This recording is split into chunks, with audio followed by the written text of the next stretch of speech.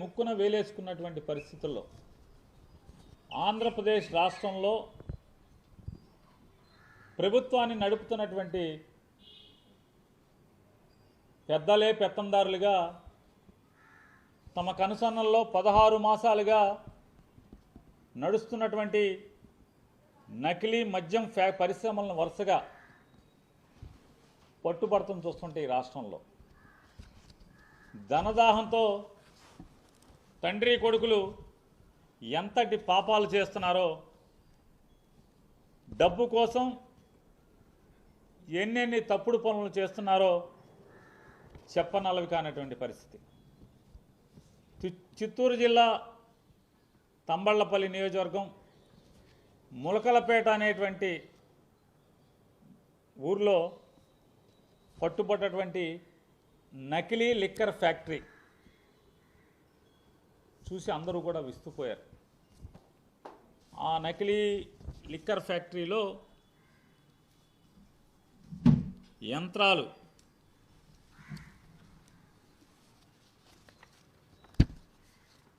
ట్యాంకులు, అంటే నిజంగానే ఒక మామూలు లైసెన్స్డ్ డిస్టిలరీ ఎంత గొప్పగా నడుపుతారో అంత గొప్పగానే భయం, జంకు బొంకు లేకుండా ఏమాత్రం ఇంత కూడా పట్టుబడతామేమో అన్నటువంటి భయం లేకుండా, అంటే ఏదైతే ఆల్రెడీ రెప్యూటెడ్ బ్రాండ్స్ ఏ ఉంటాయో, అంటే జనంలో ప్రాచుర్యం పొందినటువంటి బ్రాండెడ్ లిక్కర్స్ ఏ ఉంటాయో, అదే లిక్కర్ సీసా, అంటే అదే సీసాని పోలినటువంటి సీసాలు, వాటి లేబుళ్ళు, మూతలు, సీళ్ళు, ఇటువంటివన్నీ కూడా తయారు చేయటం. ఆ సీళ్ళు వేసే యంత్రం కూడా మన దసరాలో చూడండి ఆయుధ పూజ చేస్తాం మనందరికీ. అంటే వ్యాపారానికి ఏమేమి ఉంటే, యంత్రాలు ఉంటే యంత్రాలు, కార్లు ఉంటే కార్లు, ఏముంటే అంటే పరిశ్రమ అయితే యంత్రాలకు అన్నిటికీ పూజ చేస్తారు. దసరాకి దండేసి పూజ చేశారు. దండేసి పూజ చేసినటువంటి పరిస్థితులు మనం చూసాం. మూతలు, క్యాన్లు ఈ మొలకల చెరువు ఫ్యాక్టరీలో. దానికి ముందు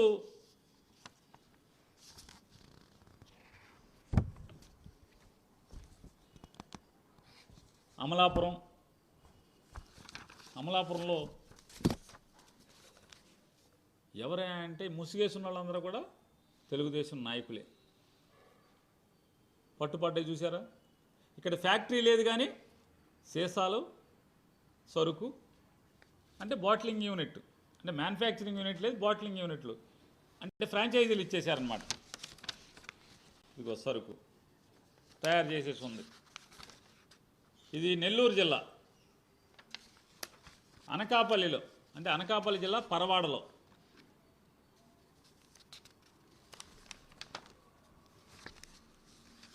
చూడండి. అసలు మామూలుగా అన్ని చోట్ల ఉన్నాయి. ఏదైతే రెప్యూటెడ్ బ్రాండ్స్, అంటే బాగా జనబాహుళ్యంలో ప్రాచుర్యం అండి, జనం తాగటానికి అలవాటు పడ్డటువంటి బ్రాండ్లలో సీల్డ్, మామూలుగా బేళ్ళు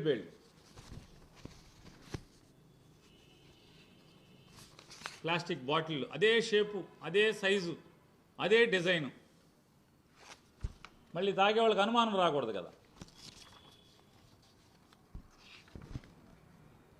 పరవాడలో వీరు అంటే ఫ్రాంచైజీ ఓనరు రుత్తుల రాము గారు.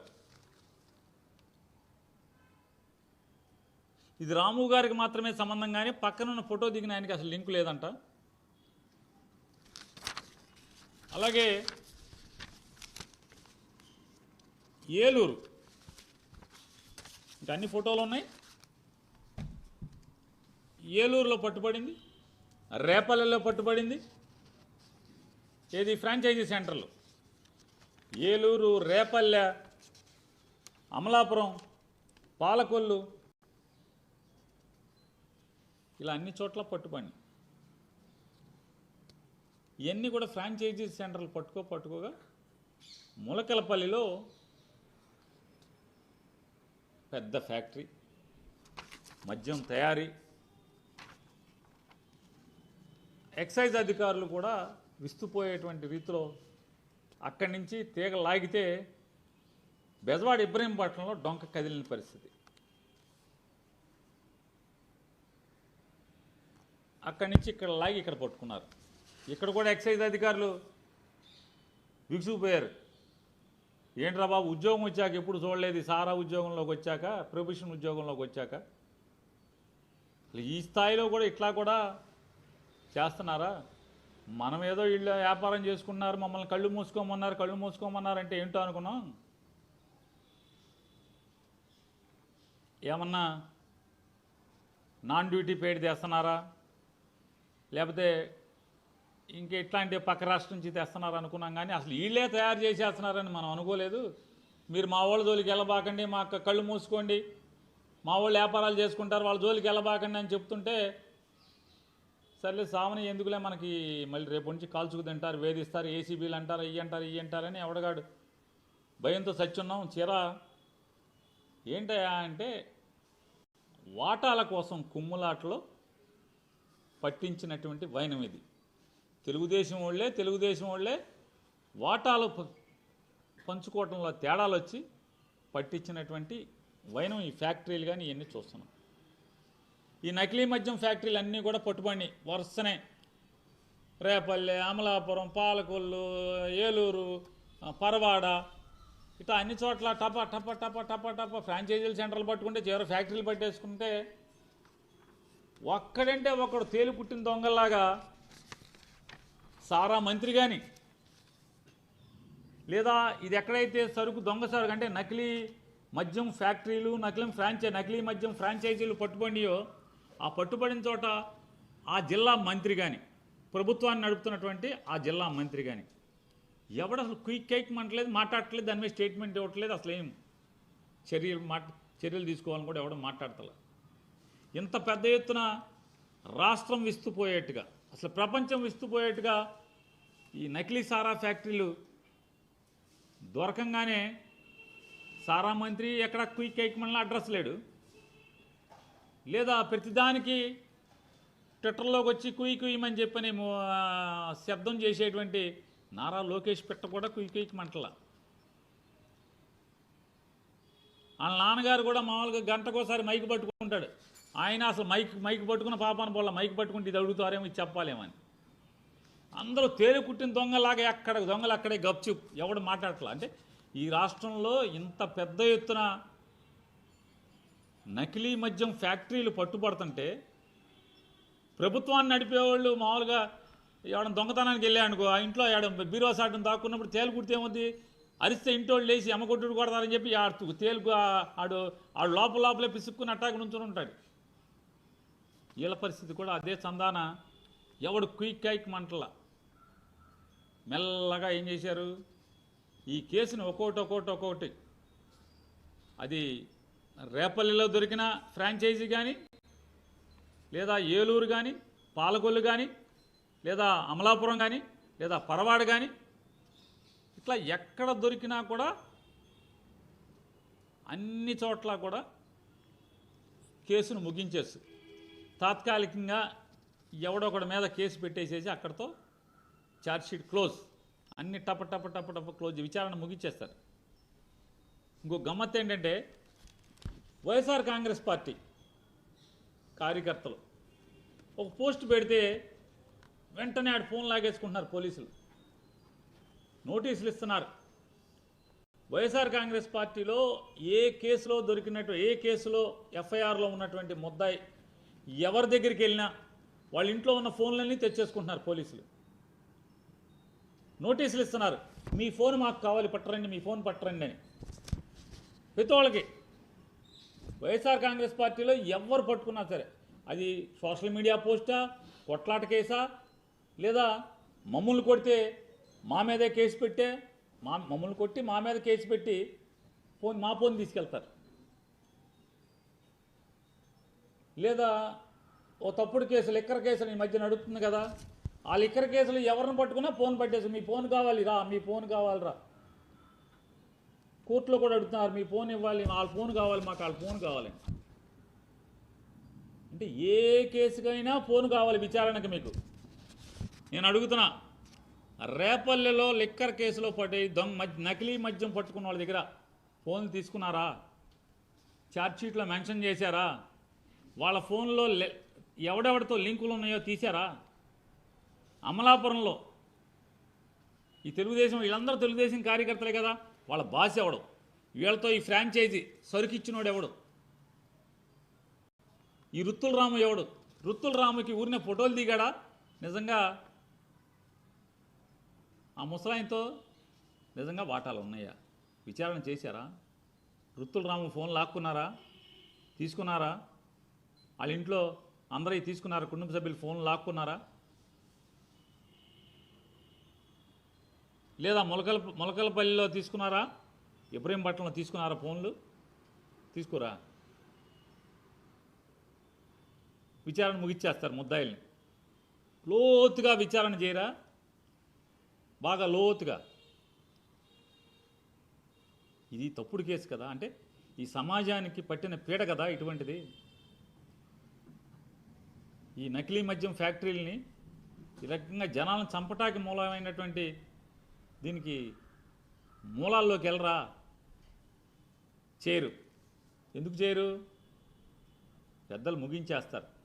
పైనుంచి అరే బాబా ఇది లాగి మా దగ్గరికి వస్తే మీరు లాగబాకండి అని చెప్పి ఎక్కడెక్కడ వైర్లు కట్ చేసేస్తారు. అక్కడితో ఛార్జ్షీట్ క్లోజ్. ముద్దాయి వీళ్ళే. ఇది అంత జాగ్రత్తగా కేసులన్నీ ఛార్జ్షీట్లు క్లోజ్ చేసేసి అన్నీ కూడా విచారణ, లోతైన విచారణ చేయకుండా పాలకుల్లో ఎవడు, ఏలూరులో ఎవడు, వీడెవడికి లింక్ ఉన్నాయి? ఏమన్నా కోళ్ళు పందాలు వేసేవాళ్ళు, లేదా రౌడీజం చేసేవాళ్ళు, ఇసుక వ్యాపారం చేసేవాళ్ళు, ఎవడన్నా రాజకీయ పెద్దలు ఎవడన్నా ఉన్నాడా దీంట్లో? విచారణ చేయరా? ఎవడికి లింక్ ఉందో? అమలాపురంలో ఎవడికి లింక్ ఉందో విచారణ చేయరా? పరవాడలో ఎవడికుందో లింక్ ఉందో విచారణ చేయరా? రేపల్లెలో ఎవడికి లింక్ ఉందో విచారణ చేయరా? ఆఖరికి ములకల చెరువు, ములకలపల్లె, ఏమండి ములకల చెరువు ములకలపల్లె, అది ములకల చెరువు. ములకల చెరువులో విచారణ చేయరా? లోతైంది. ఇబ్రహీంపట్నంలో చేయరు. చేయకపోగా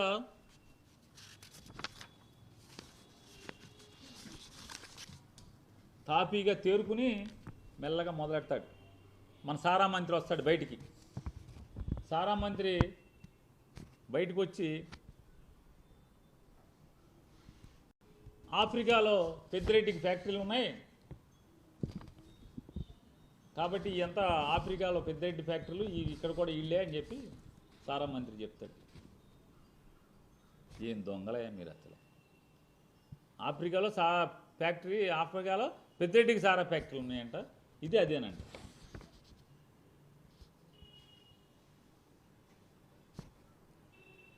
తేలిపుట్టిన దొంగల్లాగా మూసుకుని విచారణ మరి లాగపోయారు పెద్దిరెడ్డి గారి దాకా. ఎందుకు రాగరు? అంటే విషం చిమ్మటాకి రాజకీయం కోసం ఎంత విషాన్నైనా చిమ్మి మీ పాపాన్ని కడుక్కుందాం అనుకుంటున్నారు. దుర్మార్గంగా జగన్ గారి అంటకట్టేటువంటి ప్రయత్నం చేస్తారు. ఏబిఎన్ ఈనాడులో అయితే అసలు మామూలుగా దారుణం. అసలు పేపర్లా ఏంటయ్యి అసలు? ఇవన్నీ రెడ్లు అంట. మాట రాశాడు. ముద్దాయిలందరూ రెడ్డి రెడ్డి రెడ్డి, ఆఫీసర్ రెడ్డి అంట. అంటే కమ్మారందరూ పునీతులా? రెడ్లు అయితే అందరూ జగన్ గారి రెడ్డి. అంటే జగన్మోహన్ రెడ్డి గారి జీవితం అంటే వీళ్ళకి ఎంత లోకువ, ఎంత కిరాతకంగా చేస్తారంటే, ఇక్కడ ఎవరు రెడ్డి తప్పు పని చేసినా జగన్ రెడ్డి కాబట్టి జగన్ రెడ్డి అంటారు. అంటే కమ్మారు పాపాలు చేస్తే, కమ్మోళ్ళు దొంగతనాలు చేస్తే మీకు చుట్టుకోదా?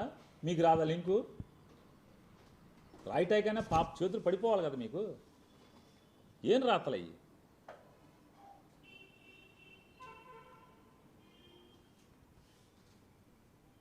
ఆఫ్రికాలో ఫ్యాక్టరీలో అన్ని రెడ్లే అంట రాస్తాడు ఈనాడు.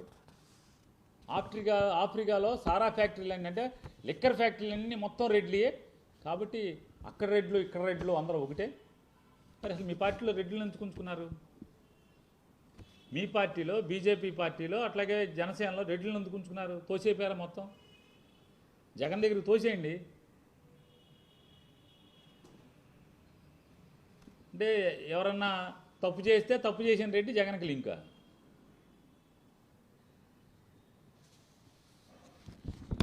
మొత్తం లింకులు అంటగడతాం.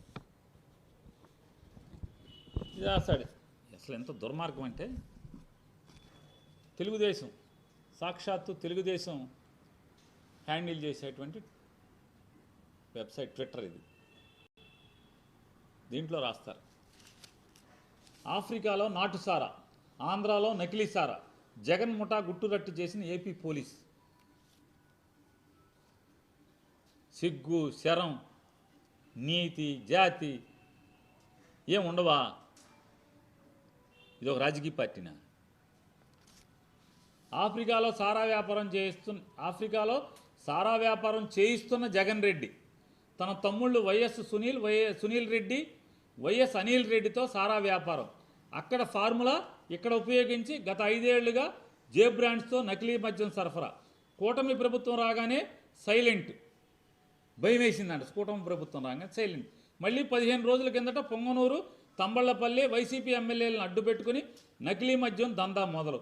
ఎక్సైజ్ పోలీసుల అప్రమత్తతో గుట్టు రైట్ అని జగన్ రెడ్డి కుటుంబీకుల మద్యం దందా. పచ్చి పాపం ఏం పోయే కాలం కాబట్టి ఏంటి అట్లా? తెలుగుదేశం పార్టీ ట్విట్టర్ ఏం రాస్తారు? మొలకల చెరువు నకిలీ మద్యం కేసు ప్రధాన నిందితుడు దాసరపల్లి జయచంద్రారెడ్డితో పాటు వైసీపీ పెద్దలతో లావాదేవీలు ఉన్న దేవరింటి రవిశంకర్ రెడ్డి, దేవరింటి రామకృష్ణారెడ్డిలకు జగన్ మైన్స్ కట్టబెట్టాడు. అంటే అర్థం ఏంటి? వీళ్ళు చేసే నకిలీ మద్యం ముడుపులు జగన్కు చేరాయన్నట్టే కదా. సిగ్గు అది ఏం రాతలరా, సిగ్గు ఏం లేకుండా. ఆడెవడకం అంట జగన్మోహన్ రెడ్డి గారు ఉండగా మైన్స్ పర్మిషన్ ఇచ్చారంట. కాబట్టి ఆ దేవిరింటి రవి అనే అతనికి, దేవిరింటి రామకృష్ణారెడ్డి ఇద్దరు రెడ్లు కాబట్టి వాళ్ళకి జగన్మోహన్ రెడ్డి గారి గవర్నమెంట్లో మైనింగ్ లైసెన్స్ వచ్చింది కాబట్టి వాళ్ళు జయచంద్రారెడ్డికి బాగా దగ్గర కాబట్టి సో ఈ డబ్బులన్నీ జగన్కి వెళ్ళిపోయినాయి అంట. ఈ జయచంద్రారెడ్డి ఎవరు? సిగ్గులేదా? మిమ్మల్ని అడుగుతున్నా, ఎవరు ఈ జయచంద్రారెడ్డి?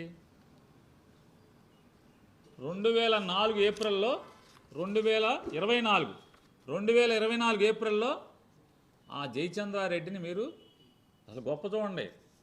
అదేమో జైహో బీసీ సదస్సు అంట, పెట్టిందేమో తెలుగుదేశం పార్టీ జైహో బీసీ సదస్సు. ఆ డయాస్ మీద చేర్చుకున్నారు ఎవరయ్యా అంటే జయచంద్రారెడ్డిని పార్టీలో చేర్చుకున్నారు. జైహో బీసీ సదస్సు, ఆ డయాస్ మీదేమో జైహో రెడ్డి, ఈ జయచంద్రారెడ్డిని చేర్చుకుంటారు. చేర్చుకుని ఏప్రిల్లో జనవరిలోనే ఎప్పుడు 2 నెలల ముందు చేర్చుకుంటారు.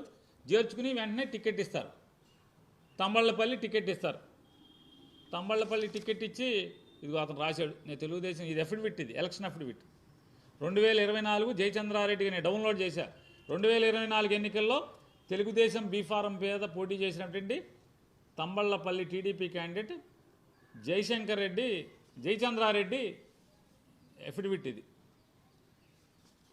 దాంట్లో అతను రాస్తాడు ఏమని, details of investments in bonds ఒకటి. రెండోది ఏంటి, దాని కింద అతనికి ఎక్కడెక్కడ వాటాలు ఉన్నాయి,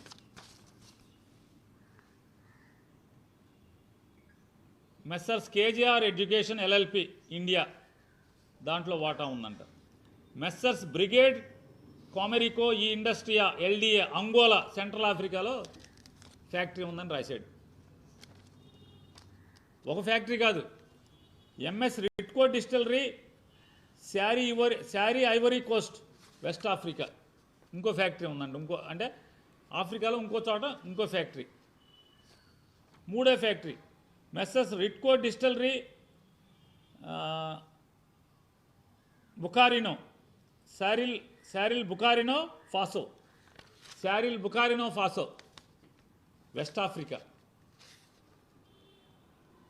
ఇక్కడ ఒక లిక్కర్ ఫ్యాక్టరీ, ఇంకో liquor factory messrs Ritco distillery SARL Cameroon central Africa. 1 2 3 4 ఆఫ్రికాలో 4 లిక్కర్ ఫ్యాక్టరీలు నాకు ఉన్నాయని చెప్పని ఎలక్షన్ అఫిడవిట్లో పెట్టేశాడు. అంటే మీరు జైహో బీసీ సదస్సులో ఈ జైహో రెడ్డిని చేర్చుకుని అతను ఎలక్షన్ అఫిడవిట్ ఇచ్చినప్పుడే నాకు 4 ఆఫ్రికాలో లిక్కర్ ఫ్యాక్టరీలు ఉన్నాయని చెప్పాడు. మరి ఏమైందంటున్నా? ఎలక్షన్ అఫిడవిట్లో చెప్పాడుగా, మరి మీకు సంబంధం లేదా? బీఫార్మ్ ఇచ్చాడు నారా చంద్రబాబు నాయుడు, బీఫార్మ్ ఇచ్చాడు జయచంద్రారెడ్డికి. అతని అఫిడవిట్లోనో నాకు 4 ఫ్యాక్టరీలు ఉన్నాయి ఆఫ్రికాలో, central Africa, west Africa, east Africa, north Africa, కింద ఆఫ్రికా, పై ఆఫ్రికా, అన్ని ఆఫ్రికాలో ఫ్యాక్టరీలు ఉన్నాయని చెప్తాడు అతను.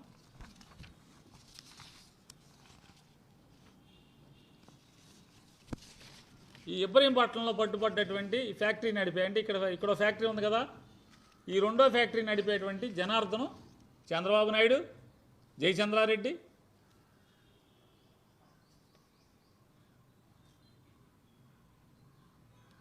వీళ్ళతో మీరు కాపురం చేయటం ఏంటి? వాళ్ళంటే మీతో కాపురం చేసి జగన్కి డబ్బులు పంపిస్తున్నారంట. ఇది పాపంగా అసలు నవ్వు రావట్లేదు అసలు మీకు. తెలుగుదేశం కార్యకర్తలకు కూడా మా వాళ్ళు బరిదెక్కించేశారని చెప్పని చూసారా మీ వాళ్ళ పాపాలు? తెలుగుదేశం కార్యకర్తలు మీకే చెప్తున్నాను, చూసారా మీ వాళ్ళ పాపాలు?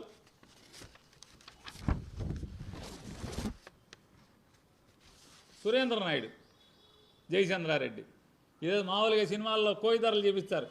ఎన్టీఆర్ పక్కన ఆయన, చంద్రబాబు పక్కన జయచంద్రారెడ్డి, చంద్రబాబు పక్కన సురేంద్ర నాయుడు, చంద్రబాబు పక్కన జనార్దనం. ఎవడెవడ ఈ లిక్కర్ దొంగ లిక్కర్ ఫ్యాక్టరీలు నడిపే వాళ్ళందరూ కూడా చంద్రబాబు పక్కన నేను, చంద్రబాబు పక్కన నేను, చంద్రబాబు పక్కన నేను. సిగ్గేదా అని అడుగుతున్నాను.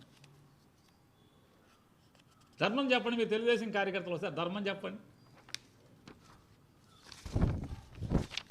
ఇక ఆయన చెప్పారు కదా ఈ జయచంద్రారెడ్డికి లింకు అది ఇదని.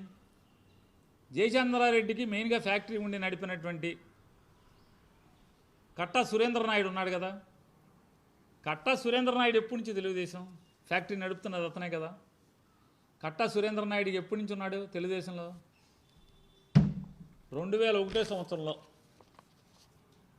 ఒక గొడవయ్యి దాని తాలూకా అంటే ఒక ఎలక్షన్ జరిగితే, ఎంపీటీసీ ఎలక్షన్లు 2001లో ఎంపీటీసీ ఎలక్షన్ జరిగితే 2002లో ఓ మర్డర్ చేశారా లేదా? అప్పుడున్న కాంగ్రెస్ ఉన్న ఒకరిని మర్డర్ చేస్తే ఈ కట్టా సురేంద్ర నాయుడికి యావజ్జీవ శిక్ష పడిందా పడలేదా?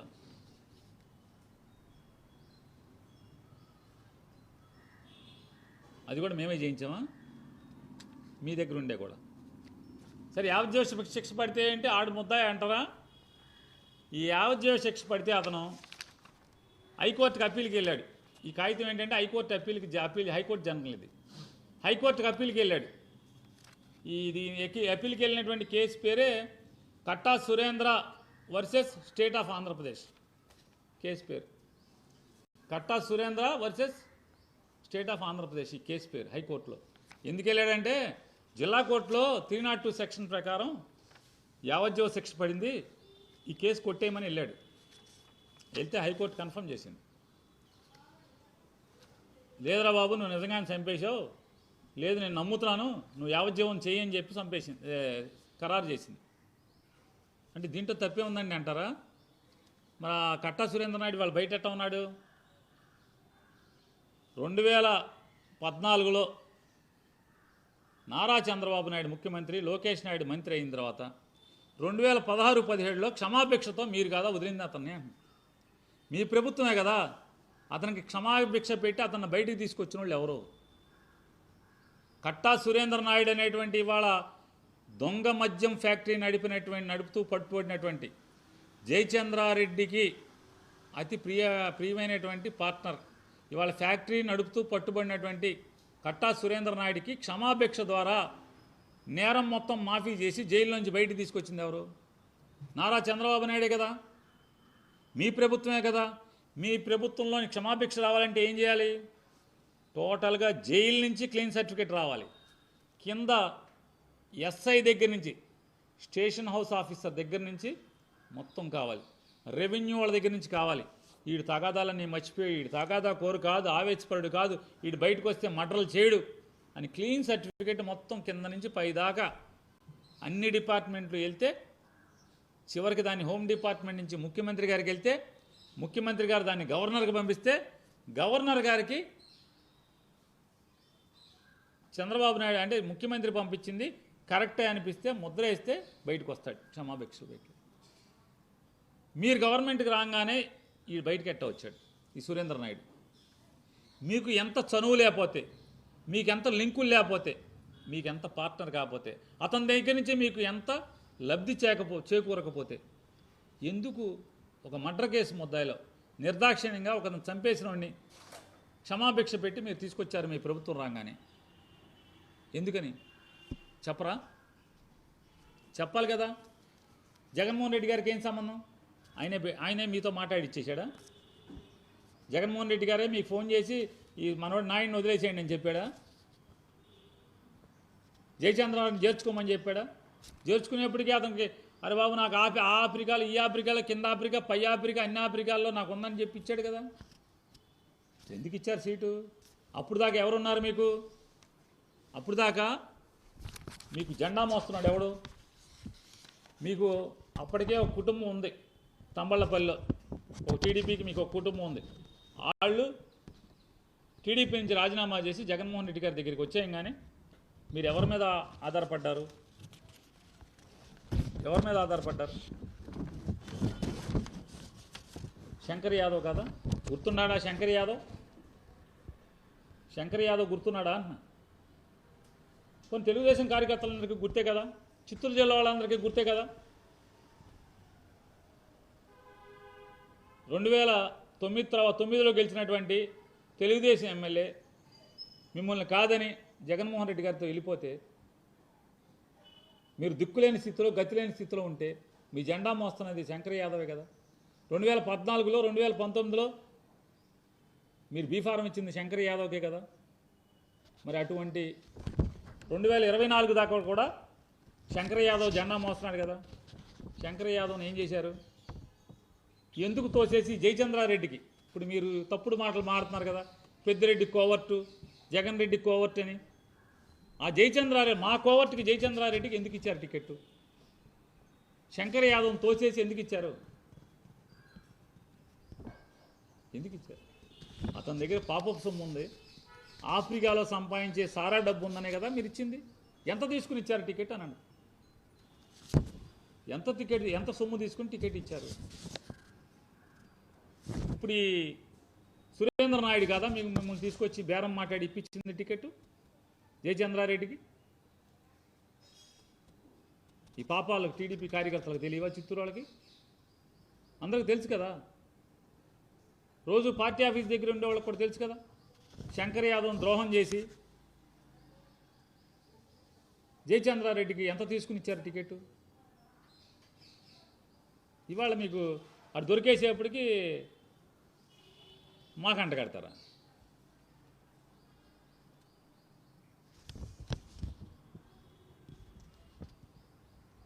ఈ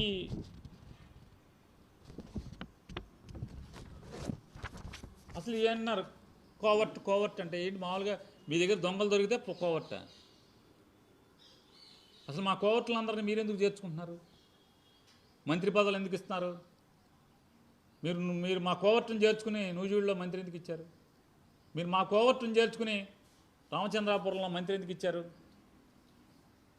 మా కోవర్టును చేర్చుకుని మీరు బందర్లో ఎంపీ సీట్ ఎందుకు ఇచ్చారు? మీరు మా కోవర్టును చేర్చుకుని ఒంగోలులో ఎంపీ టికెట్ ఎందుకు ఇచ్చారు? మా కోవర్టును చేర్చుకుని నెల్లూరులో ఎంపీ టికెట్ ఎందుకు ఇచ్చారు? ఇట్లా లెక్కకి మిక్కిలు కదా. మా కోవర్టులు మీ దగ్గర ఉన్నారు కదా, తోసేయండి బయటికి. మరి వాళ్ళని సస్పెండ్ చేయరా? ఉంచుకుంటారా కోవర్టుని దొరికే వరకు? ఏం కొడుతున్నారు వాళ్ళ దగ్గర?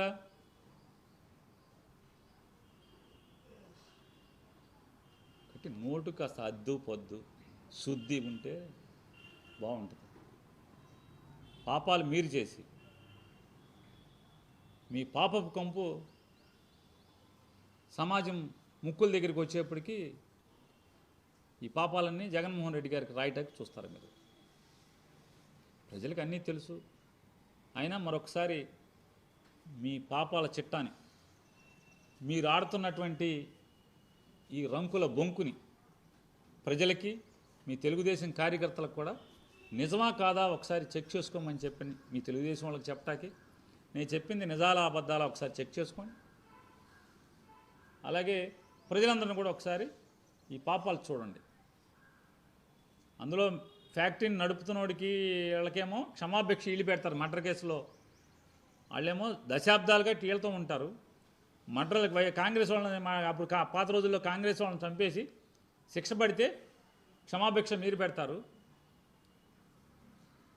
వాళ్ళ దగ్గర పాపపు సొమ్ము ఉందని చెప్పి ఎప్పటి నుంచో మిమ్మల్ని నమ్ముకున్న వాళ్ళని, జెండా మోసే వాళ్ళనేమో ఇసిరి కొట్టి మూలన పడేసి వీళ్ళకి టికెట్లు ఇచ్చుకుంటారు.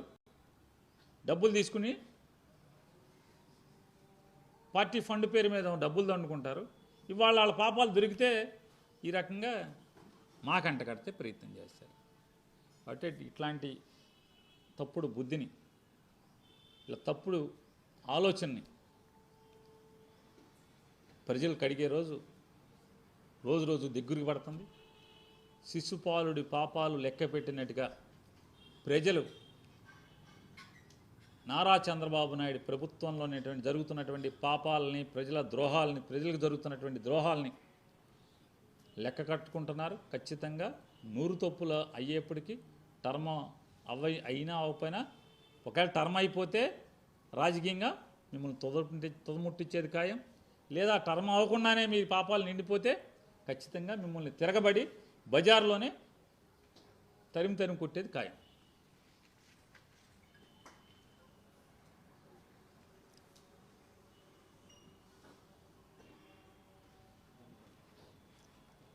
Audio